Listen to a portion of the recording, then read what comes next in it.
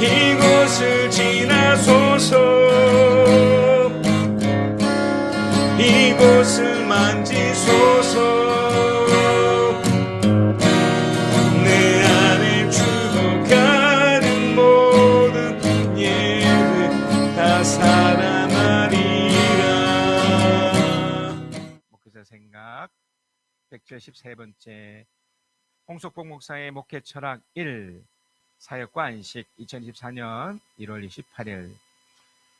얼마 전 우리 교회 한 청년이 일터에서의 힘듦을 성경적 방식으로 풀기 위해 쉼을 위한 여행을 다녀온 것을 보았습니다. 참 잘한 일입니다. 저는 담임 목회 9년차에 문득 목회 사역에서 중요한 것들을 정리할 필요성을 느꼈습니다. 사역을 시작한 지 24년이나 되었고 앞으로도 목회 사역을 계속해야 한다면 하나님이 부여하신 나만의 목회 철학이 있어야 하기 때문입니다. 마치 예수님의 달란트 비유처럼 주신 능력을 장사하여 남겨 하나님께 기쁨을, 소중한 사람들에게 행복을, 그리고 나 자신에게 만족을 주기 위해서입니다. 정리를 해보니 나의 목회 여정 가운데 5가지 중요한 원리가 생겼습니다. 1. 안식. 2. 단순함. 3. 자유와 행복. 4. 반전의 능력. 5. 믿는 자의 표징입니다. 주님 안에서 한 가족이 되어 함께 신앙생활을 한다면 나의 목회 철학을 생각해 보셔서 함께 누릴 뿐만 아니라 본인에게도 잘 적용하셔서 하나님의 축복을 계속 누리시길 바랍니다. 나의 목회 철학 처음은 사역과 안식입니다. 목회도 일터의 한 영역입니다. 목회도 직업입니다. 그러기에 잘해야 하고 탁월해야 하며 실력을 갖춰야 합니다. 마치 유명한 입시학원의 선생님이 되려면 그만큼의 실력과 전문성을 갖추는 것과 같습니다. 쉼없이 달려온 목회에서 수많은 난관을 부딪혔을 때 똑같은 패턴으로 무너졌던 내 모습이 있었습니다. 육체가 망가지고 정신이 맑지 못하고 영혼이 늘 갈급했습니다. 소망과 기대보다 실망과 원망이 컸고 열심히 하는 만큼 실패도 컸습니다. 사람들의 다양성을 인정하고 존중하지만 상대적으로 나의 독특성과 놀라운 개성은 무시되었습니다. 사람들에게 무시도 당했고 욕도 먹었습니다. 주를 위해서 이 정도는 감수할 수 있다고 하지만 마음은 아팠고 상처는 오래 갔습니다. 나뿐 아니라 일터에서 일하거나 사람과 관계하며 살아가는 모든 것에서 이런 모습이 있을 것입니다. 결과는 비참했습니다. 드러나지 않고 보여주기 싫을 뿐 아프고 힘들었습니다. 시간이 흐를수록 상처는 더 깊어졌고 더 이상 그 무엇도 하기 싫은 무기력에 빠져버렸습니다. 나를 포함한 많은 목사님들이 이 지경이 되어 탈진했는데도 여전히 사역을 하고 있습니다. 어떤 열매도 없습니다. 생존 본능만 남은 듯합니다. 이것을 극복하는 방법은 오직 안식밖에 없습니다. 주로 상공부에서도 안식의 삶이라는 공부도 했고 준비도 했지만 정말 안식해야 합니다. 제 목회 철학의 가장 우선이 바로 이 부분입니다. 목회 사역은 목사님들 누구나 열심히 최선으로 할 수 있습니다. 그러나 그것을 유지하기 위한 그 어떤 장치나 도움을 받지 않습니다. 마치 브레이크 없는 자동차처럼 밀고 나갈 뿐입니다. 나도 확실한 기억 속에 우리 교회 목회 사역에서 2번 죽을 뻔했고 최근에 배앓이는 4번 정도 심하게 했으며 감기도 2번 고생했습니다. 최근까지도 고생했지만 다행스럽게 빠른 판단으로 약 처방과 약간의 쉼으로 빠른 회복을 얻었습니다. 결국 안식이 목회의 성공의 기준입니다. 안식을 제대로 하고 누리며 정기적으로 잘 점검을 받는다면 목회는 더욱 역동적으로 될 것입니다. 성도 여러분도 마찬가지입니다. 한 주 혹은 한 달의 스케줄 속에 반드시 안식을 위한 시간을 가져야 합니다. 주일에 오는 예배 시간은 안식의 시간이 아닌 공부하는 시간입니다. 하나님을 경험하고 때론 누리며 때론 혼이 나는 연구의 시간입니다. 그러기에 쉼을 위한 시간을 반드시 확보해서 잘 먹고 잘 자며 마음에 그 어떤 부담이 없는 시간을 가져야 합니다. 그래야 일터의 일도 최선으로 임할 수 있습니다. 철학이란 말은 사람이 살아가는 데 있어 본인의 인생관 또는 세계관을 말합니다. 그것이 자기 자신의 경험을 통해 드러나기에 더욱 분명해집니다.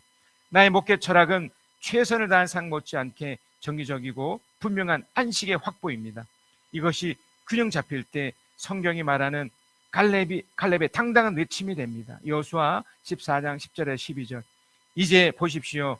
주님께서 모세에게 이 일을 말씀하신 때로부터 이스라엘 백성이 광야에서 생활하며 45해를 지내는 동안 주님께서는 약속하신 대로 나를 살아남게 하셨습니다. 보십시오. 이제 나는 85살이 되었습니다. 모세가 나를 정탐꾼으로 보낼 때와 같이 나는 오늘도 여전히 건강하며 그때와 마찬가지로 지금도 힘이 넘쳐서 전쟁하러 나가는 데나 출입하는 데 아무런 불편이 없습니다. 이제 주님께서 그날 약속하신 이 산간을 지방을 내게 주십시오. 그때에 당신이 드는 대로 과연 거기에는 아낙 사람이 있고 그 성읍은 크고 견고합니다. 그러나 주님께서 나와 함께 하시기만 한다면 주님께서 말씀하신 대로 나는 그들을 쫓아낼 수 있습니다. 신명기 1장 39절로 41절 또 44절에서 45절입니다. 시작. 주님께서는 또 우리에게 이르시기를 적에게 사로잡혀 갈 것이라고 너희가 말한 그 어린아이들 곧 아직 선악을 구별하지 못하는 너희 아들 딸들은 그리로 들어갈 것이다. 나는 그들에게 그 땅을 줄 것이며 그들은 그것을 차지할 것이다. 너희는 발길을 돌려서 홍해로 가는 길을 따라 광야로 가거라 하셨습니다.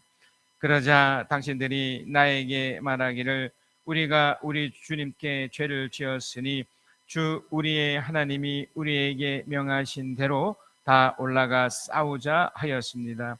그리고는 각자 자기의 무기를 들고 경솔하게 그 산지로 올라갔습니다.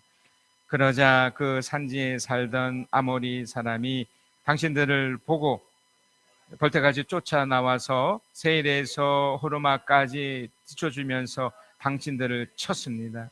당신들이 돌아와 주님 앞에서 통곡을 했지만 주님께서는 당신들의 소리를 듣지 않으시고 귀도 기울이지 않으셨습니다. 여러분, 우리가 2024년도를 이렇게 좀 시작을 하면서 기대하고 소망했던 것들을 가지고 우리가 살고 있습니다. 일어난 분도 있고요. 아직 기다리는 분도 있을 겁니다. 문제는 이 과정 속에서 우리는 신앙이라는 것을 활용하고 펼쳐야 되는데 이게 쉽지 않은 것 같아요. 저는 이미 1월 달에 이미 이전부터 소망했던 것들이 지금 이루어지는 것을 봅니다. 여러분 기억하시겠지만 우리 첫 주부터 우리 정파 집사님이 나오셨지 않습니까? 저에게는 이게 기적과 같은 일입니다. 또 소중한 사람들이 우리 이번에 우리 현수도 그렇지만 기도했던 그런 것들이 이루어지는 걸 이렇게 보고 있는 것이죠. 그런데 또 기다려놓고 있는 것도 있습니다. 여전히 일어날까? 이것이 될까? 라는 것들이죠. 그래서 하나님은 분명히 이런 것에 대해서 우리에게 펼쳐주길 원하시고 이루어주기 원하십니다. 그래서 오늘 이 본문의 내용을 통해서 우리 이전과 계속 이어지는 내용이긴 하지만 이것을 이루기 위해서, 이렇게 펼쳐지기 위해서 우리가 무엇을 해야 될 것인가를 봐야 되는 거죠. 일단 여러분, 하나님의 뜻이 분명합니다.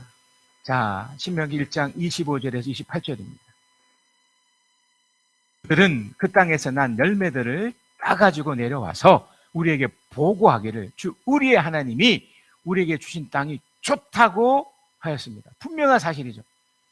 우리는 분명 어렴풋 아마 우리의 앞길, 물론 과거를 또 추적해봐도 그렇지만 우리에게 좋은 일들, 또 부정적 안 좋은 일도 분명히 있었겠지만 앞으로 생각했을 때 분명히 좋은 일들, 놀랍고 축복의 일들이 일어날 거라고 우리는 기대합니다. 분명 이스라엘 당시 그 사람들 이걸 확인했습니다. 주 우리 하나님 우리에게 주신 땅이 정말 좋다라고 그런 확인하고 보았다는 거예요. 자, 그런데 그들의 반응이 여기 바뀌어요. 26절입니다. 그러나 당신들은 이제 주로 1세대들입니다. 1세대. 주 당신들의 하나님의 말씀을 거역하고, 그러니까 안 믿었던 거예요. 분명히 이유가 있지만 안 믿었어요. 그러니까 받아들이지 않은 거예요. 분명히 봤는데 올라가려고 하지 않았습니다. 당신들은 장막 안에 원망하면서 말했습니다. 그래서 원망이라는 말이 참 무서운 말입니다. 원망이라는 말은 이런 말이에요. 억울하다는 거예요. 또는 못마땅해 여겨서 탓하거나 분하게 여겨 미워하는 마음이에요. 그러니까 이게 하나님께 이렇게 된 거죠. 또 하나님을 대신했던 그 모세에게 돌리는 거죠. 그들은 이전에 이집트에서 노예 같은 삶을 살았던 사람들입니다. 그들의 조상이었던 야곱, 또 요셉은 좀 달랐지만 그 이후에 약 4세대니까요. 요셉 이후에, 그러니까 야곱 이후에 이제 3세대가 그 다음 축축축 이렇게 내려왔을 텐데, 그들은 이걸 못 누렸던 거죠. 그래서 이제 출애굽을 했던 이 사람들 역시도 출애굽하는 그 과정에서 하나님의 기적을 분명히 봤음에도 불구하고, 분명히 또 그 땅에 젖과 꿀이 흐른다고 여겼던 그 땅을 분명히 보고 느꼈음에도 불구하고, 대표하는 그 사람들의 말을 분명히 처음엔 받아들임에도 불구하고 거부한 거예요. 그게 원망이 된 거예요. 싫은 거예요. 미운 거예요. 그래서 그들이 어떻게까지 얘기하냐면, 주님께서 우리를 미워하신다. 아모리 사람의 손에 우리를 내주어 전멸시키려고 우리를 이집 땅에서 이처럼 이끌어내셨다. 우리를 죽이려고 이렇게 하셨다. 이런 오해가 있을 수는 있죠. 어렵다 보니, 힘들다 보니. 근데 보세요. 아직 이들에게 일어나지 않았잖아요. 그저 기다리고 한번 가면 어땠을까. 그래서 여러분, 여기서 우리의 선택이 있는 거예요. 어차피 여러분, 우리 인생 자체는 선택의 모든 것이 선택입니다. 부정적인 일이 펼쳐졌다 할지라도 내가 이걸 뚫고 극복하고 나가든지, 아니면 안주해서 이렇게 원망하며 그저 탓을 해버리고 끝내버리든지, 둘 중 하나거든요. 이들은 원망해서 우리를 전멸시키는 것이라고 여겼던 겁니다. 더 기가 막힌 표현은 바로 28절이에요. 우리가 왜 그것으로 가야 한단 말인가? 그들을 그것을 젖과 꿀이 흐르는 땅이라고. 이집트에 있었을 때, 그렇게 고통받고 힘들어 했었을 때 이 땅이 싫다고 했지 않습니까? 싫어요. 너무너무 힘들고 고통스러우니 이것을 좀 없애주셔서 좀 더 좋은 곳으로 보내주려고 했던 게 바로 그들인데, 이런 얘기를 하는 거예요. 왜 그것을 가야 한단 말이냐? 무모한 일이다. 그 땅을 탐지하고 돌아온 우리의 형제들은, 그곳 사람들이 우리보다 힘이 훨씬 더 세고 키가 크며 성읍은 하늘에 닿듯이 높은 성벽으로 둘러싸여 있다. 거긴 안악 자손들까지 산다고 하지 않았느냐. 지레 겁을 먹은 거죠. 두려움에 쌓인 거죠. 근데 이들 편에 생각해 보면 또 이해도 돼요. 늘 경쟁에서 졌잖아요. 늘 노예처럼 늘 비굴하게 비겁하게 살던 사람들이 막상 어쩌면 그곳에 가서도, 실제로 가나안에 가서도요, 이겨야 했었던 거거든요. 경쟁에서 하나님의 도우심을 받으며 이겨야 했기 때문에. 그러니까 어떻게 보면 이들의 생각이 맞을 수도 있어요. 우리 못 가요. 우리는 아무것도 아니에요. 내가 뭘 가졌습니까? 내가 돈이 있습니까? 뭐 외모가 잘났습니까? 뭐 어떻습니까? 특히 요즘은 수도권과 이 지방을 아주 극명하게 이렇게 대조를 해놓잖아요. 수도권에 사는, 특히 서울에 사는 사람들, 또 지방, 울산도 대도시인데 왠지 서울 사람들이 대단해 보이고 비참한 거죠. 이들은 이렇게 느낀 겁니다. 자, 여러분, 하나님이 일부러 이렇게 하셨겠습니까? 지금 이들이 원망해서 그렇죠. 그렇죠. 하나님은 원래 의도가 있습니다. 처음에 말씀해 주었고 그들이 보았던 것처럼 하나님은 원래 의도를 한번 봐야 됩니다. 자, 신명기 1장 30절에 31절. 당신들 앞에서 당신들 인도하여 주시는 주, 당신들의 하나님은, 그랬어요. 인도해 주신 하나님. 이집트에서 당신들이 보는 앞에서 당신들을 대신하여 모든 일을 하신 것 같이. 어떻게 했습니까? 그들은 직접 눈으로 이집트 땅에 임했던 그 10가지 끔찍하고 잔인한 그 재앙을 보았거든요. 그들을 실제 경험했습니다. 그 중에 3번째 재앙부터는 피해갔습니다. 특별히 10번째 재앙, 그 죽음의 공포 속에서 이집트 모든 그 첫 태생, 장남은 다 죽어버리는 그 일을 겪었지만 그들은 겪지 않았단 말이죠. 물론 조건이 있었습니다. 말씀대로 했기 때문에 그들은 그렇게 하지 않았던 거지만, 이 뭡니까? 분명 하나님이 그들을 돕고 있었던 거거든요. 당신들을 대신하여 모든 일 하신 것 같이 이제도 당신들을 대신하여 싸우실 것이요, 싸울 겁니다. 앞으로 하나님이 도와주실 거고 대신 싸울 거니까 괜찮아요, 한번 해봅시다, 이거거든요. 31절. 또한 당신들은 주 당신들의 하나님이 마치 아버지가 아들을 돌보는 것 같이. 제가 아버지가 되어보고요, 제가 담임 목사를 되어보니까요, 그 마음을 조금 알 것 같아요. 이 사랑하는 마음이 뭔지 알 것 같아요. 제 아이에 대해서 제가 우리 성도들을 향해서, 특별히 우리 젊은 친구들 향해서 정말 마음이 어떨 때는요 막 찢어질 정도로 막 고통이 생기고 어떻게든 이들을 좀 돕고 싶은 마음이 있어요. 인간인 저도 이런데요. 하나님 오죽하시겠습니까? 분명 말씀하셨습니다. 당신들이 이곳에서 이를 때까지 걸은 그 모든 게 줄고 당신들을 돌봐주시는 것을 광야에서 직접 보아서 그때 봤단 말이에요. 여러분, 제가 아버지가 되어 보니까 저의 아버지가 나도 이렇게 길러셨겠구나 다 느껴지시잖아요. 그냥 툭툭해서 이게 섬세하게 그렇게 하지 못해서 그냥 툭툭 던지는 좀 안타까운 말들은 있을지라도 그 중심의 마음은 절대로 미워하거나 함부하는 게 아니었던 거거든요. 사랑입니다. 사랑. 이것의 원래여도, 그러니까 하나님의 원래였다가 그 사랑이고 그렇게 해 주었는데도 불구하고 신명기 1장 33절입니다. 당신들이 진칠 곳을 찾아주시려고 하나님이 이걸 다 하신 겁니다. 다 펼치고 이렇게 해주셨던 겁니다. 당신들이 보는 앞에서 인도해 주셨는데도, 그리고 당신들이 갈 길을 보여주시려고 밤에는 불기둥으로, 밤에는 낮에는 구름 기둥으로 인도해 주셨는데도 당신은 아직도 주 당신의 하나님을 믿지 않습니다. 기가 막히죠. 여러분, 하나님 원래부터 잘 찾으셔야 됩니다. 하나님 우리를 향해서 품었던 그 마음은 절대로 무너지고 파멸시키는 것이 아니라는 겁니다. 그러면 우리는 이렇게 이해할 수 있죠. 그럼 어려운 일이 생겼을 때, 또 불행한 일이 덜컥 일어났을 때, 그건 주님이 무슨 목적이 있어서 이렇게 주신 거예요. 거기에는 사탄이 작용하고 있는 거예요. 그리고 그 배후에는 하나님 계시지만 뭔가 있는 겁니다.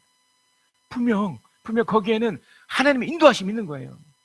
문제는 우리의 믿음이에요. 믿지 않는 거예요. 당신들은 아직도 주 당신의 하나님을 믿지 않습니다. 이게 여러분 1세대를 향해서 말하는 이야기인데, 이게 무려 40년 동안 이것이 진행된 거예요. 여러분 어떠십니까? 이것으로 끝나면 좀 좋겠죠. 믿지 않는 걸로 끝나면 좋겠지만 하나님을 믿지 않는 결과가 아주 비참해요. 결국 뭐 죽어서도 뭐 지옥 가는 것은 뭐 당연한 거지만 이 땅 가운데서도 마찬가지입니다.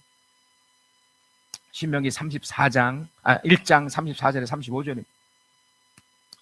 주님께서는 당신들의 말을 들으시고, 당신의 말 뭡니까? 그 1세대들의 그 부정적인 말들, 불만 갖고 불평하고 원망했던 그 말들. 여러분, 원망이 뭐라고 말씀드렸죠? 원망, 억울하게 느끼는 거예요.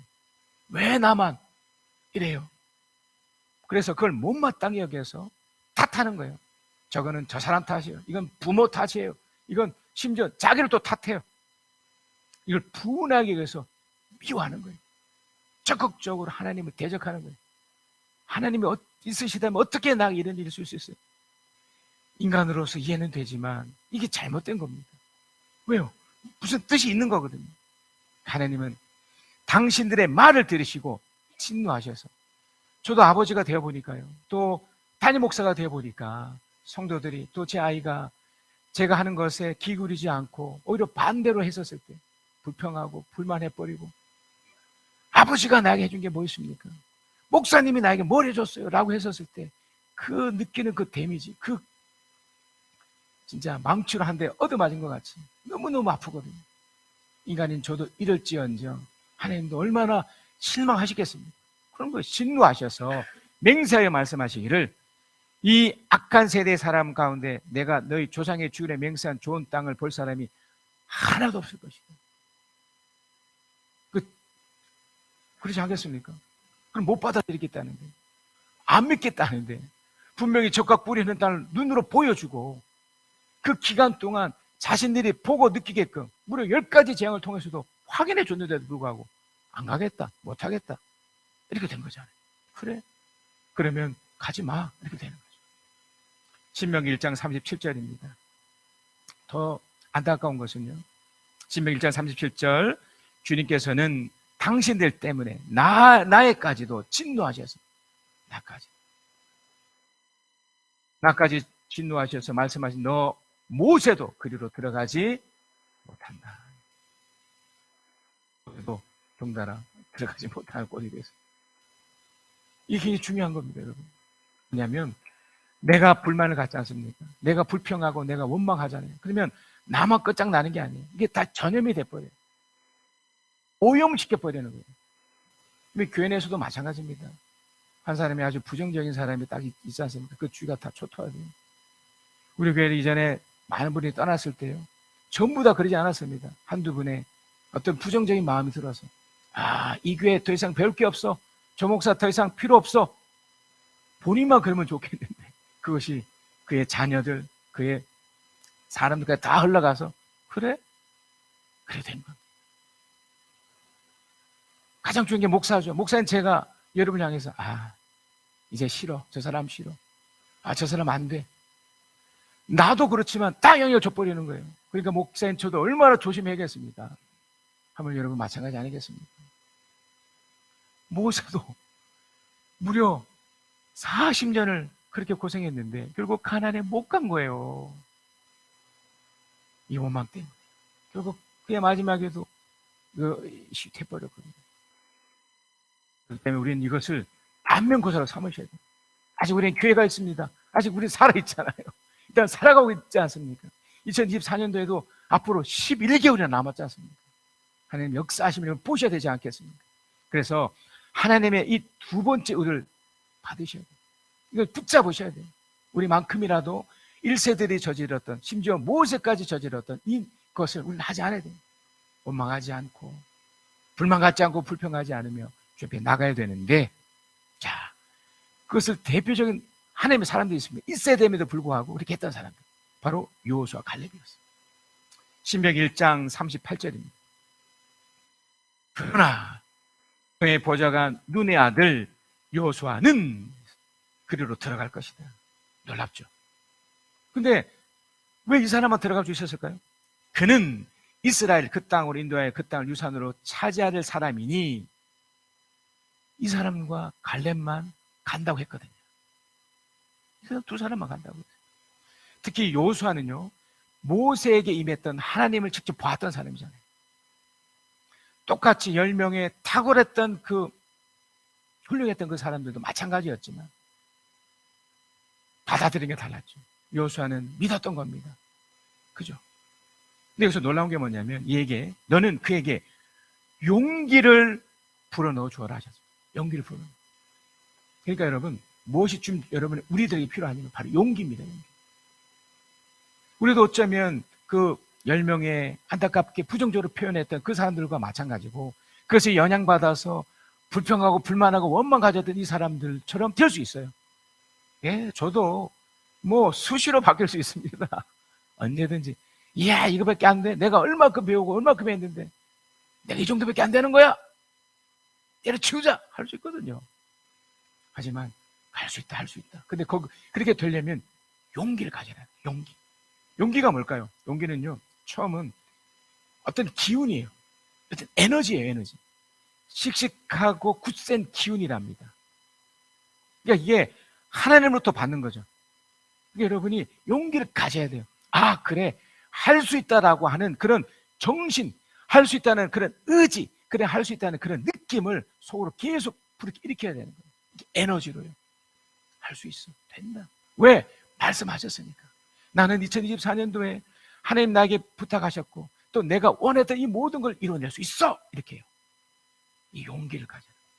또 뭡니까? 이 용기는 겁내지 않고 자신감을 갖고 당당한 거예요. 자신감을 갖는 거예요. 그래서 여호수아에게 계속 그 늙은 마에도 해주었던 표현이 뭐냐면, 제발 강하고 담대해라, 이 소리거든요. 이게 용기의 표현이에요. 겁내지 말고, 주눅들지 말고, 위축되지 말고 자신 갖고 당당해라 그래요. 당당해라. 여러분, 당당하지 못할 게 뭐 있습니까? 어차피 한 번뿐인 인생인데. 계속 설명드리지만 두 가지밖에 없어요. 원망하며 살든지 자신감 갖고 용기를 내어 살든지 두 가지밖에 없습니다. 선택은 내 몫입니다. 분명 하나님은 이 여호수아 갈렙에게 했던 말이 이거죠. 두 번째 갈렙에게 했던 표현인데요, 신명기 1장 36절입니다. 다만 여분의 아들 갈렙만이 그 땅을 볼 것이다. 그가 정성을 다 기울여 나 주를 따랐으니 나와 그와 그 자손에게 그가 밟은 땅을 주겠다. 여기서 그가 정성을 다 기울여. 여러분 45년을 견뎠습니다. 45년. 이 쉬운 시간이 아닙니다. 45년. 여러분 견디셔야 돼요. 버티시고 이겨내셔야 돼요. 용기를 가지고 버티고 이겨내셔야 돼요. 특별히 갈렙은 더 놀라운 사람이죠. 여호수아는 리더로서 또 펼쳐졌다면 이 갈렙은 그냥 따르는 한 사람일 뿐이었잖아요. 견뎠습니다. 이겼습니다. 이제 신앙은요, 큰 두 번째 단계는 견디고 이겨내는 거예요. 묵묵히 가는 거예요. 어떤 환난, 어떤 고난이 와도, 심지어 하나님이 직접적인 그런 환난 같은 시간이 온다 하더라도 이겨야 됩니다. 버텨야 됩니다. 견뎌내요. 용기를 가지고 이렇게 하는 거죠. 자, 이걸 구체적으로 이게 뭔가 합니다. 용기를 내서 버티고 견딘다는 게 뭘까? 어떻게 하는 것일까? 그 대표적인 것이 바로 2세대의 사람들이에요. 신명기 1장 39절입니다. 주님께서는 또 우리에게 이르시기를 적에게 사로잡혀 갈 것이라고 너에게 말한 어린아이들, 그죠? 곧 아직 선을 구별하지 못한 너희 아들, 딸들은 그리로 들어갈 것이다. 나는 그들에게 그 땅을 줄 것이다. 그들은 그것을 차지할 것이다. 이들에게는 1세대들과 다른 게 있었습니다. 일단 무엇을 갖춰준 거라고 그랬죠? 용기를 내고 있었던 거죠. 그리고 견디고 버티는 사람들이었어요. 어차피 1세대들은 엄청난 것을 그들에게 주어졌다 할지라도 그들은 원치 않았습니다. 가지 않았습니다. 그렇기 때문에 더 이상 기회가 없었던 겁니다. 그러나 2세대들은 반대죠. 아무것도 없었습니다. 처음 시작이 바로 광야에서 시작했으니까. 그러나 그들에게는 무엇이 있었다고요? 용기가 있었어요. 용기. 그리고 버티고 견디는 그 무엇인가 있었습니다. 자, 이것을 구체적으로 주셨던 말씀이 바로 이 표현이에요. 신명기 1장 40절. 바로 이 표현입니다. 우리 한번 같이 읽겠습니다. 시작. 너희는 발길을 돌려서 홍해로 가는 길을 따라 광야로 가거라 하셨습니다. 그러니까 1세대들하고 좀 다르죠. 이 전제는요, 아까 계속 말씀드리지만 그들의 용기와 버티고 견디는 그 무엇이 있기 때문에 이걸 말해준 거예요. 발길을 돌린다는 것은요, 이제 네 마음대로 하지 말라는 거예요. 이제는 1세대들은 이런 착각을 해버렸죠. 자기 마음대로. 그러나 너희들은 발길을 돌려서 홍해로 가는 길을 따라. 이게 뭘까요? 홍해는 하나님을 경험했던 장소예요. 사면초가 아무것도 없었던 그 땅에 모세의 그 한마디로, 물론 하나님이 그 배후 있으셨지만 모세가 홍해를 지어 홍해 갈라졌잖아요. 기적을 경험했던, 내 죽으면 죽겠습니다, 내가 말씀 하나 붙잡고 나가겠습니다 하는 그 길을 말하는 거예요. 그 어디를 갑니까? 광야예요. 가나안에 들어가기 전에 먼저 광야로 보내시는 거예요.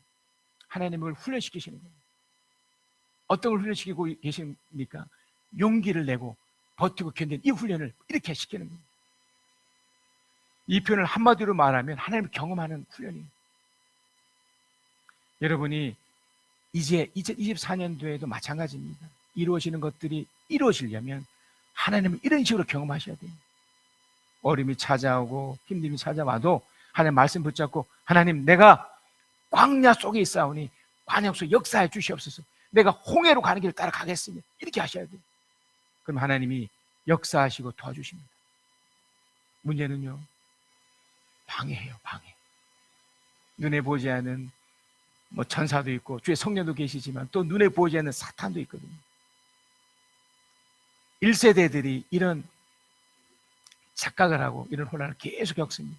그러니까 2세대들이 그걸 보니 얼마나 헷갈리겠습니까?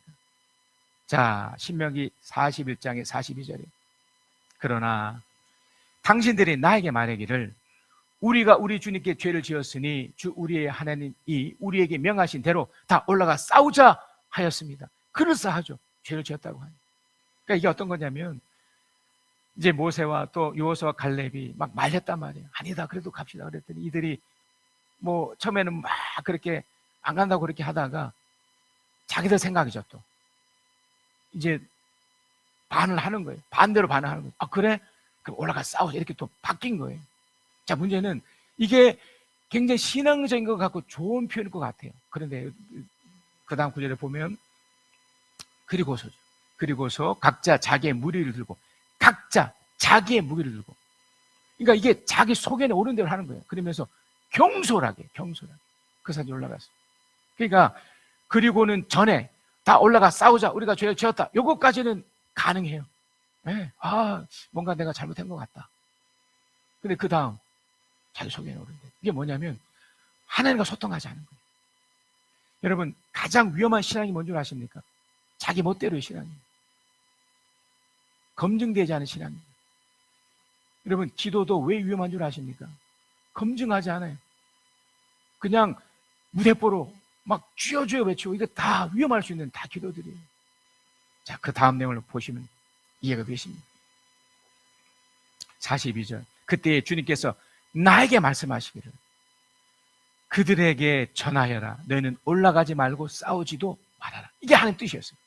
이게 문제는 뭐냐면 이걸 듣지 않은 거예요. 올라갈 수 있었죠. 근데 그들이 처음에 올라가지 않다가 이제 깨우쳐진 거예요. 이제 올라가야지. 그러면 다시 물어봤어야 되는 거예요. 주님, 가도 괜찮을까요? 그 주님이 뭐라고 그러냐면 올라가지 말고 싸우지 말라라고 분명히 말씀하셨는데도, 그러니까 어떻게 합니까? 내가 너희 가운데 있지 않으니 너희가 적에 패할 것이다. 이게 하는 뜻이었어요. 이걸 듣지 않은 거예요. 이걸 쉽게 말하면 소통하지 않은 거예요. 그러니까 일방적으로 그냥 퍼붓고 온 거예요. 그래서 왜 기도가 위험할 수 있느냐면 나 혼자 일방적으로 떠드는 거예요. 여러분, 기도할 때도 말씀을 읽으셔야 돼요. 말씀을 들으셔야 돼요. 그리고 같이 기도하는 거예요.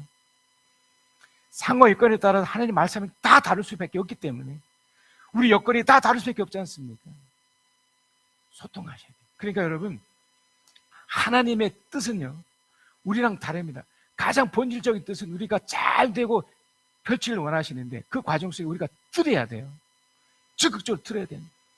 때로는 이렇게 가라고 하기도 하고 또 저렇게 가기도 하기 때문에 잘 기울여 들어야 됩니다. 이걸 훈련해야 됩니다. 이거. 여러분, 결론입니다. 여러분, 알렉산더 대제라는 사람이요, 어느 날 페르시아를 정복합니다. 페르시아를 정복한 이후에 어느 날 그가 이미 페르시아를 정복했던 그 고레스 왕 무덤을 방문을 합니다. 그곳에서 그 무덤에 이런 글귀가 쓰여 있었습니다. 왕 중에 왕인 나, 위대한 페르시아 제국을 건국한 나, 고레스가 이곳에 묻혀 있다. 고레스가 누군지 아시죠? 예, 페르시아 제국을, 페르시아가 지금의 중동이에요. 그 이란을 말합니다. 이란, 지금의 이란. 어마어마한 나라입니다. 전 세계를 통일시켰던 그 고레스가 그 이스라엘 사람들을 다시 복귀시켰던, 예, 아주 위대한 왕인데, 나 고레스가 이곳에 묻혀 있다. 그대가 누구든 그대가 어떤 사람이든 그대 역시 한 정복자가 되어 내 무덤을 찾아올 것이다. 나 고레스도 바벨론을 멸망시키고 위대한 페르시아 제국을 건국했지만 나는 죽고 나의 제국을 정복한 누군가가 내 무덤을 찾아줄 줄 미리 알고 있었노라. 그대의 제국 역시 누군가에게 점령당하고 그대도 죽어 나처럼 한 줌의 흙으로 돌아갈 것이니 그대는 내 무덤에 손을 대지 말아라. 여러분, 이걸 뭘 말씀드리려는지 아시겠습니까? 모든 것에 다 끝이 있습니다. 하나님이 배후에 있다는 겁니다. 우리 인생도 마찬가지입니다. 여러분, 잠깐 이 땅에 살면서 내가 마음껏 내 마음대로 할 것처럼 막 살 것 같지만 결국엔 하나님 손에 다 있는 거예요. 나의 흥망성쇠, 내 생사가 다 하나님 손에 달려 있습니다.